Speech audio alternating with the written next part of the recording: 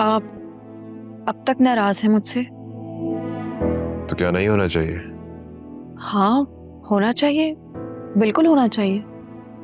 लेकिन इतनी लंबी नाराजगी? क्या आप रात को कमरे में भी नहीं आए?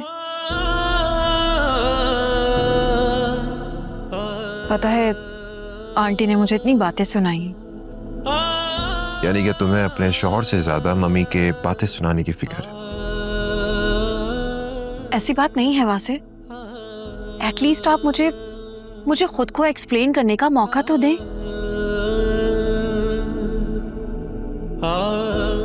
अगर आपको मेरी बात पर यकीन नहीं है तो आप अकरम से पूछ लें। वो भी आपको यही सब कुछ बताएगा जो मैं आपके साथ शेयर कर रही हूँ।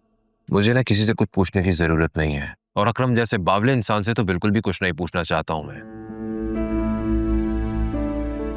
जेल में लाते खाता रहा है, हमें परेशान करता रहा है, उसके बावजूद भी उसने असल बात तक नहीं बताई हमें।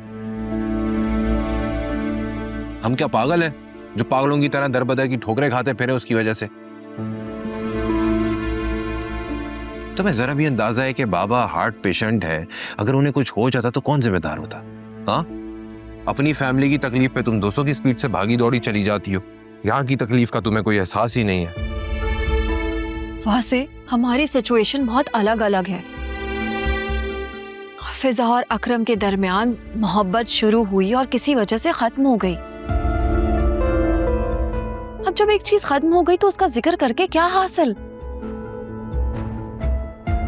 अब तो फिजा का रिश्ता भी तय हो चुका है। अगर ऐसे में ये बात निकलती तो फिजा का क्या होता?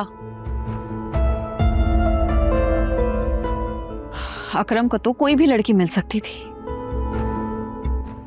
लेकिन ये हम लड़कियां ही होती हैं जिन्हें सफर करना पड़ता है।